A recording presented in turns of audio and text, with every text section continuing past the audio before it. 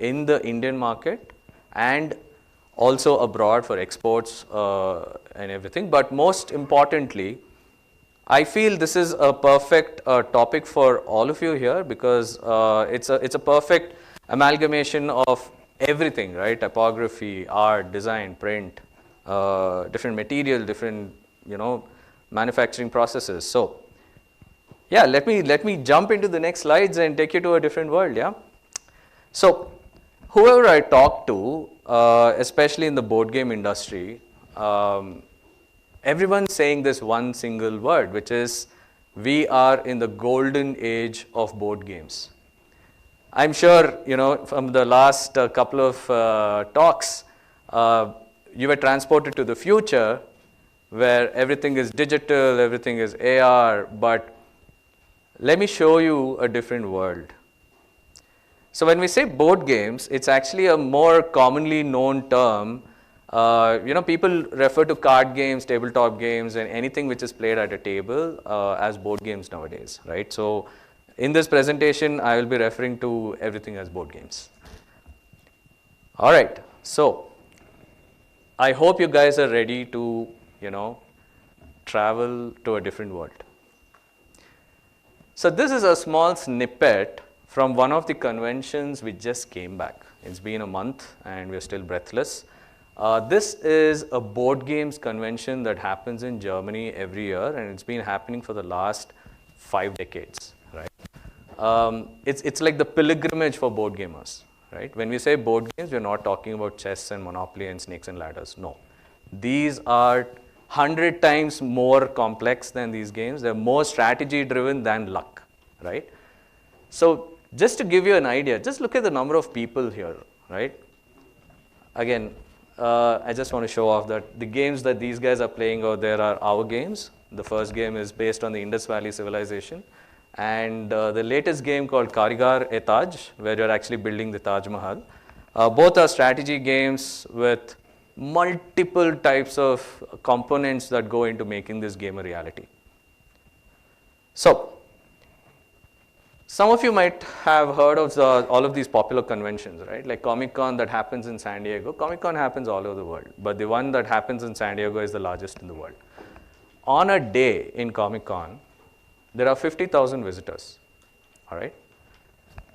Disney World, which is open throughout the year, attracts around 50,000 visitors a day, okay?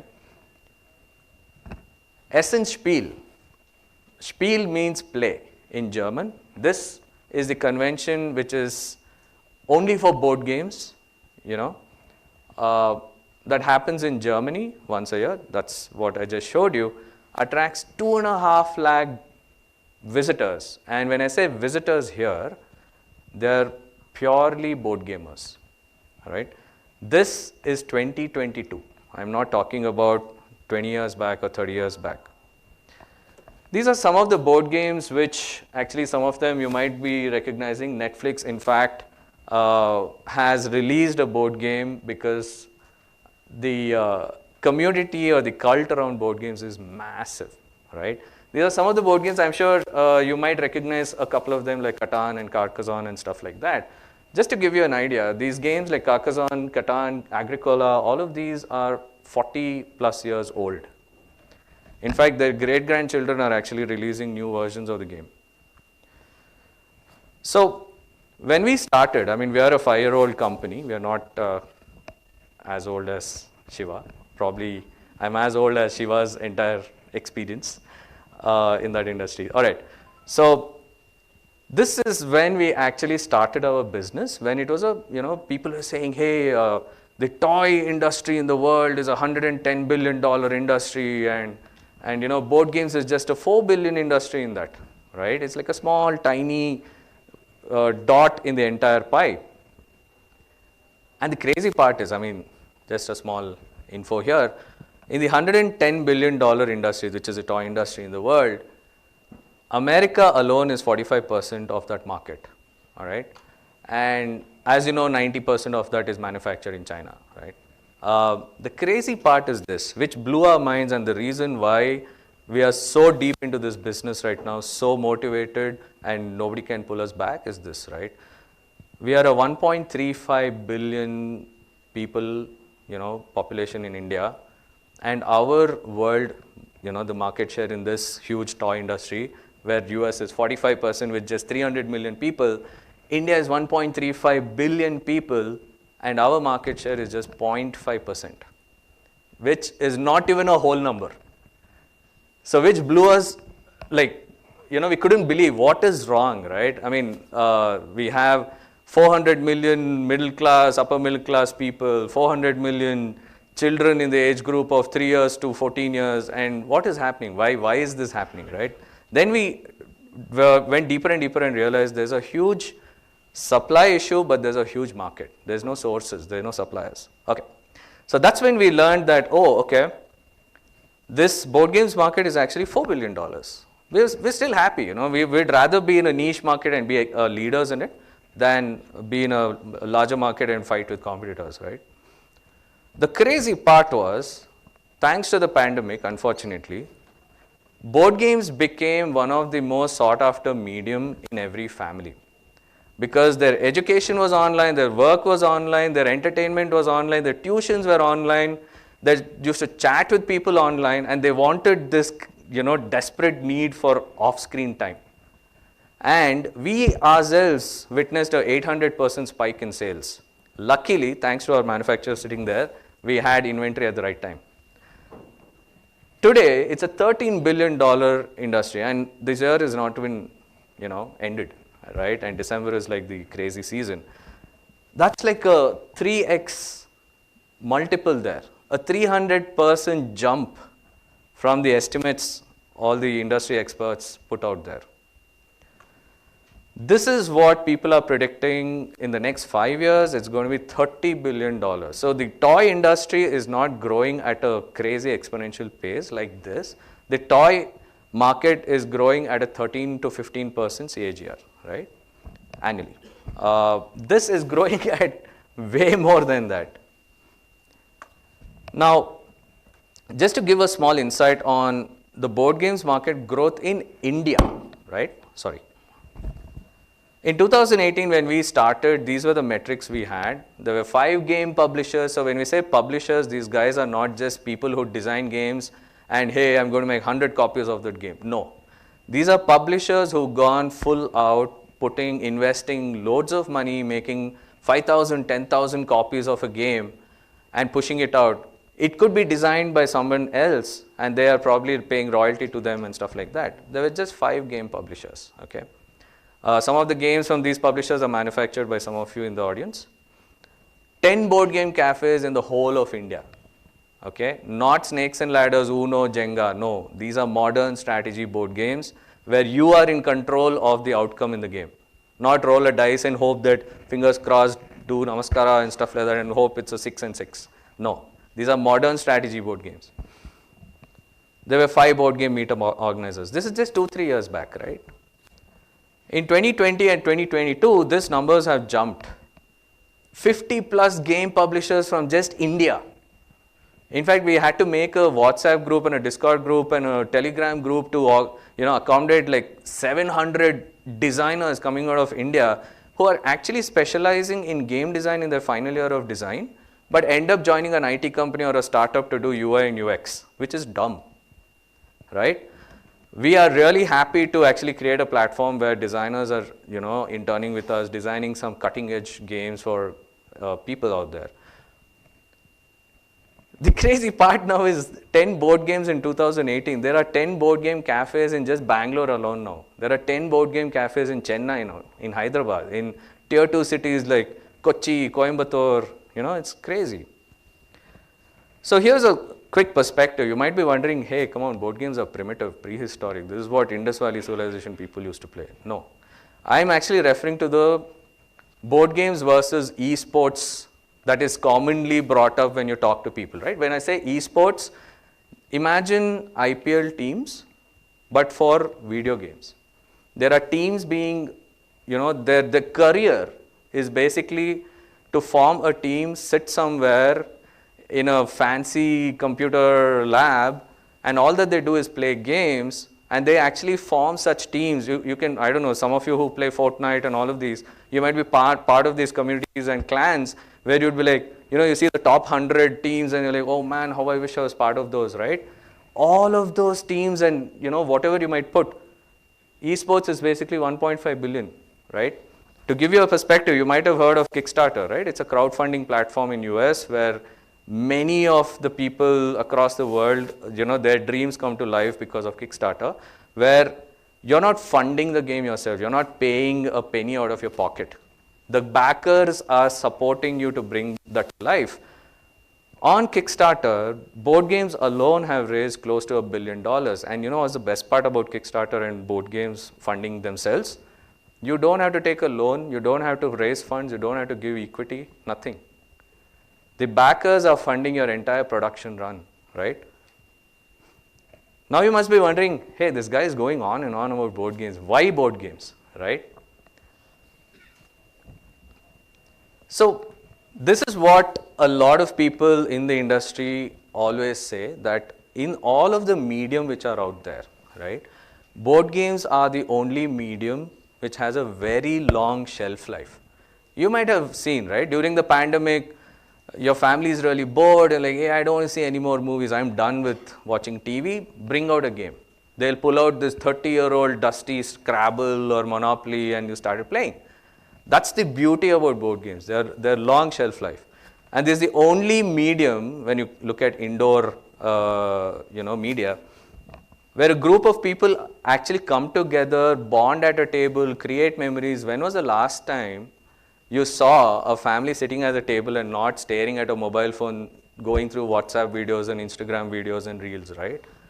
This is the only medium which actually brings them together and create memories, right? They're age neutral, gender neutral. The medium is super immersive. You can tell stories, you transport them into a whole new world. They are the protagonists in it. They have to choose what they have to do. They have to decide what they have to do every turn, and the ending is not the same like a textbook or a storybook, right? So, for storytelling. So you might be telling, what are these stories? So let me just zip back to this one. So Catan is actually a quick run through some of the games so you get an idea of what these board games are all about, right? Let me start off with Pandemic. So we are all familiar with Pandemic, right? This particular game was designed around 11 to 12 years ago when the first SARS attack happened. And you won't believe it when you play this game called Pandemic, which we have played thousands of times. Unfortunately, we've never managed to win the game because it's impossible to win in this game. It's crazy how realistic the game is. The way it spreads, you don't cure it, it spreads again. There's an epidemic, you don't find a cure, you're screwed, right? So amazing stuff. The Carcassonne is based on the actual fort in the city called Carcassonne in France. Agricola is a optimization game. You're streamlining your operation. It's a farming game, end of the day. You're taking care of cows and goats, but it's still an optimization game. And I can go on. These are just a few of them. The crazy part is, every year, there are 12,000 new games which are launched in the world. Every year, 12,000 new games which people have never seen before. What have Indians made in this? Zero. Until we came in, of course.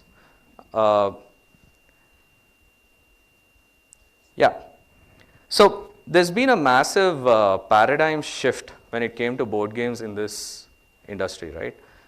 One, until now, board games which came from India were considered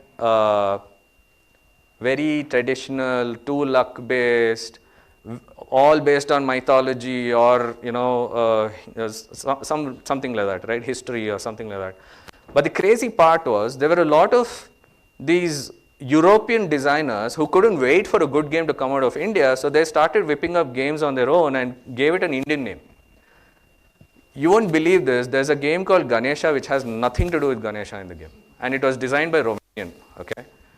There's a game called Taj Mahal with the Taj Mahal photo and Shah Jahan on the box, and it's I mean, I like the game for the mechanics, but the artwork is crap. I'll tell you why it's crap. In this game, it's a game designed by a German designer. He's a legend. He's designed 800 games. His name is Rainer Knizia. I respect him for that. But in this game, you're building 50 Taj Mahals across India. At least a small Google search would have told him that there's only one, right? And according to the game, the Taj Mahal is the headquarters of the Mughals.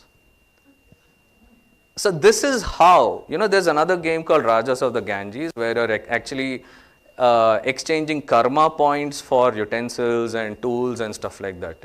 They basically abuse this terminology which comes out of India, right? And when we launched these games 4 or 5 years back, starting with Indus, which is based on the Indus Valley civilization, where you're building the city and you're planning the city, and we've gone super detailed into we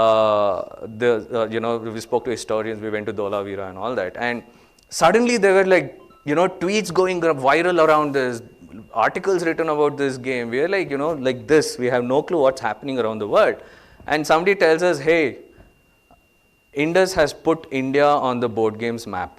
We're like, high time, right? And the global demand for Indian games suddenly in the last 2-3 years has shot up, right? In fact, to give you an idea, I just showed you the German expo that we were at, and we were lucky enough to be sponsored to exhibit there. And the moment we landed there, my phone connected to the network, and I'm getting all these congrats messages. I was like, what's happening? And apparently, some of the games were chosen as the most anticipated games at that event among 12,000 games, which is crazy. At the same time, I'm pissed because it's 2022, and why the hell did we take this long to showcase our creativity, right?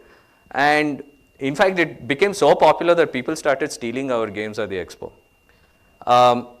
So Gen Z and Gen Alpha, the next gen, are not going to look at snakes and ladders and Monopoly because there are like 100,000 Monopoly variations in the world. They want something which is, they are nerds. They love immersive stuff. They love Harry Potter. They love Game of Thrones. They love Stranger Things. And all of these shows are actually showcasing board games. Big Bang Theory and all of these things, they're so addicted to this. And they're showing board games, and the whole show is based on board games. I'm sure some of you have heard of Stranger Things, right? There's a whole Dungeons and Dragons theme around it, where kids are playing the game, and that comes to real life, which is crazy. They hate luck-based games, right? They move to strategy games. And the most important thing here is the feeling of missing out. A lot of FOMO is happening. They're like, oh man, that guy in that house has this game. Daddy, I want the same thing. Okay, another thing. So Gen Z and Gen Alpha, when I say Gen Z and Gen Alpha, these guys are like, in the age group of 10 to probably less than 30 years, right? These guys are people, they're old enough to play board games and young enough to play board games. So when the biggest misconception in India is board games are for children, which is the, the worst thing that could happen. But these guys are changing it because they're traveling abroad. They're like, hey, there is game nights happening at my friend's place. They're not drinking beer and playing poker. They're actually playing a strategy board game. That's what a game night means. And there's a huge backlash that is happening on digital content and on-screen time. In fact, I was telling somebody that I'm sure some of you might have seen that suddenly people are storming into Sapna bookstores and all of these bookstores on Church Street where you get second-hand books because they want that physical copy, right? And the whole Make in India push. So that's the huge paradigm shift that's happening right now. So the different business models when it comes to business of board games. One is you don't even have to design a game. You can actually license it from a great designer abroad and relaunch it in India. Why will it work in your favor is because the game, the mechanics, the math, everything is figured out, tried and tested. So you don't even have to have the knowledge of will that game, is the game okay, is the game design okay. You don't have to worry. But the market is there are no suppliers. So if you can license a game and publish it make it in India, fantastic.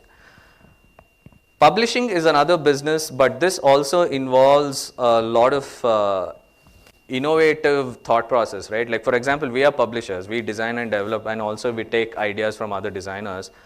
We are literally inventing new concepts. We are inventing new gameplays. We are inventing new ways to tell these stories, drive it to the end user.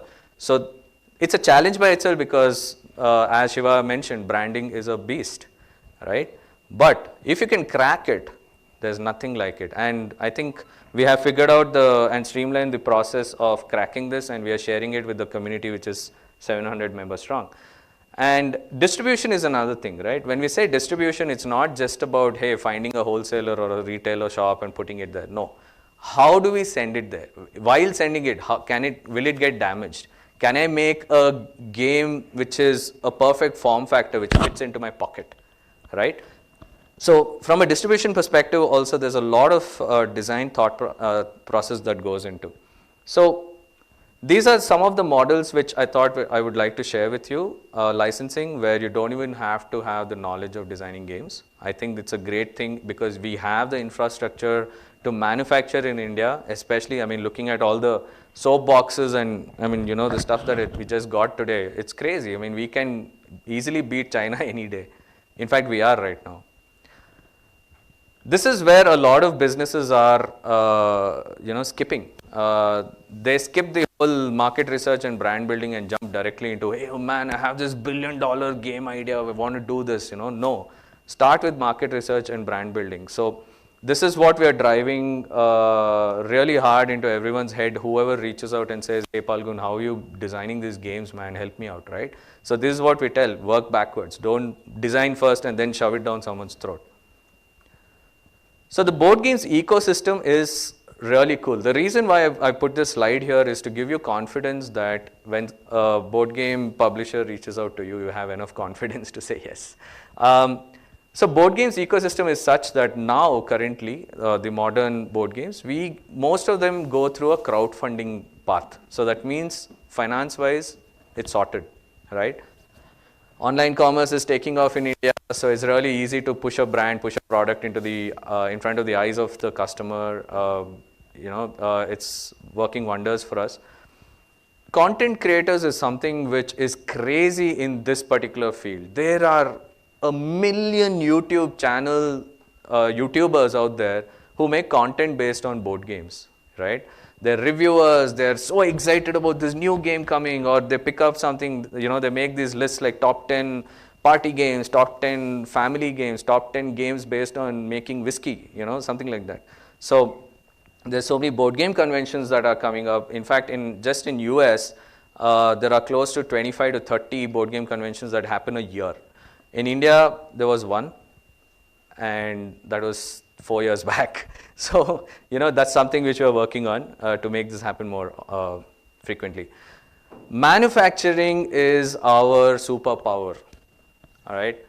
So again, when we say manufacturing of board games, in fact, what's happening is, to give you an example, there is, we just showed you Indus and Karigare Taj, right? My manufacturer, he actually whipped up the game, 2,000 copies of it before the convention in a week. The same thing, if a German guy, a German designer wants his game to be manufactured and wants 2,000 copies of the game. So when I say board game, there's, there are a lot of components, right? There is a board which has a gray board and a sheet is stuck on it, and it has to be folded. It should not have wrinkles. It should not have bubbles. And there are different components like cards, tokens, cards in different sizes. When we say tokens, or these are like resources like round tokens, square tokens, hexagonal tokens. These are thick components and different such components. And the precision that's required here is crazy. And we have it, right? From coming out of India, why is it such a lucrative business right now? Is because, as I said, 12,000 games that are released every year. There are like 1 million games out there. There's a Wikipedia called Board Game Geek where you can actually go search for games, right? Now, majority of them have gone through the entire width, breadth, everything of European history and American history and all of that, right? Nobody has done anything based on India, and we have infinite stories to tell. And that's what we are starting off with. And people are loving it. People are finding our products exotic because, as usual, anything that comes out of India is exotic for these guys, right? And board games cafes, local meetups, to give you a crazy idea here. So the number of board game cafes and local meetups today is 175 plus all over India. So it's booming. Now, when it comes to manufacturing of board games, the reason why I mentioned that it requires special attention is because these are products which have a long shelf life. These are products which are going to be handled again and again. The user experience and everything needs to be A+, right? The cuts need to be perfect. The cards, they have a border. The border cuts need to be clean. It should not be powdery. It should not be uneven and stuff like that. Cards manufacturing is a huge gap in India right now. If somebody can pick up cards manufacturing in India, they're going to mint money. Paper and cardboard that we have right now, unfortunately in India, unless it's a large MOQ, you don't have access to materials which China has, right? I think that is a huge gap which the paper mills in India can take up. Sticking is one of the biggest problems in board games because every cardboard is stuck with some sheet, right? And if the glue is not, heated right, or there's dust particles in it, if the environment around the whole equipment is not clean enough, right? There are so many games which we have got from Indian manufacturers where there's hair stuck in it. There are footprints on it. There are tea stains on it, stuff like that. So we got to be really careful. There are ants stuck inside the paper and the cardboard. It's not acceptable. We are shipping this out to an international crowd. It needs to be really gorgeous. So the quality control is something which we've noticed that it's taken very lightly. This is one place where people need to be super thorough. When we say quality control, it's basically like a component when they're sorting these components to put into a box, right, which goes into. So that's the crazy part about board games. When we say there are 100 cards, there have to be 100 cards, not any random 100 cards. These need to be the 100 cards I gave you in the PDF. That has to be in that, right? Like that, there are 100 other components. To give you an idea, any of our game, if you pick it up, there are like 300 plus components in them, right? So having the knowledge of these components is also very important. So when now, especially when we just came back from, when we were there at Germany at the booth, there were so many designers, publishers who came to us and said, dude, the components are amazing. How did you do this? And, can we come to you for production and stuff like that? I was like, sure.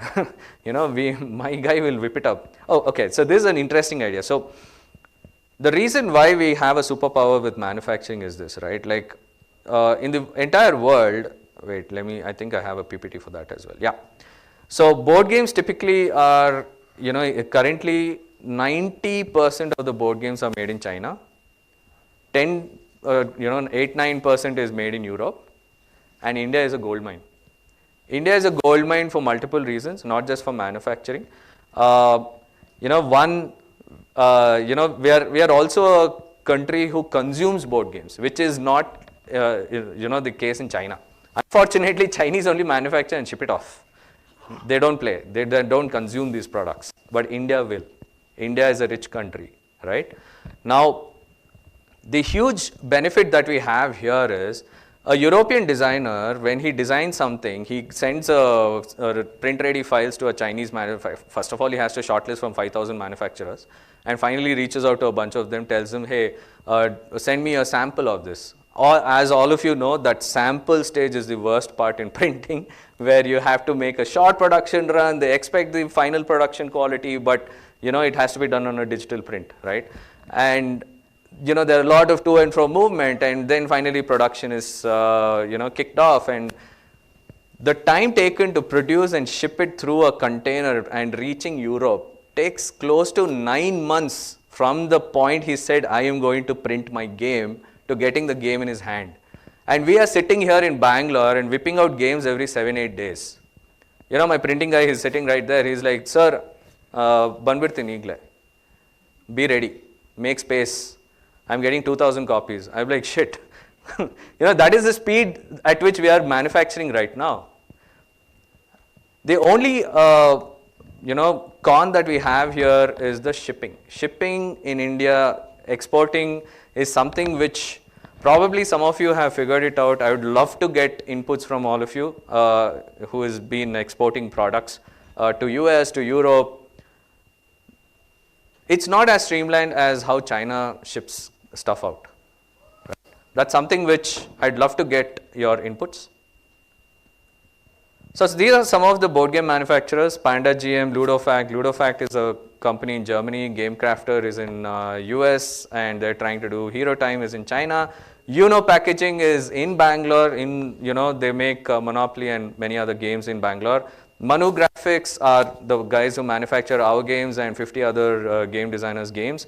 Pragati is here. I know they were there in the morning. They're making such epic games, Ramya, Reprographics, and these are just some of them, right? There are plenty more, but there's a lot of hand holding that had to be done, and I think we are ready to take on the world. Thank you, everybody.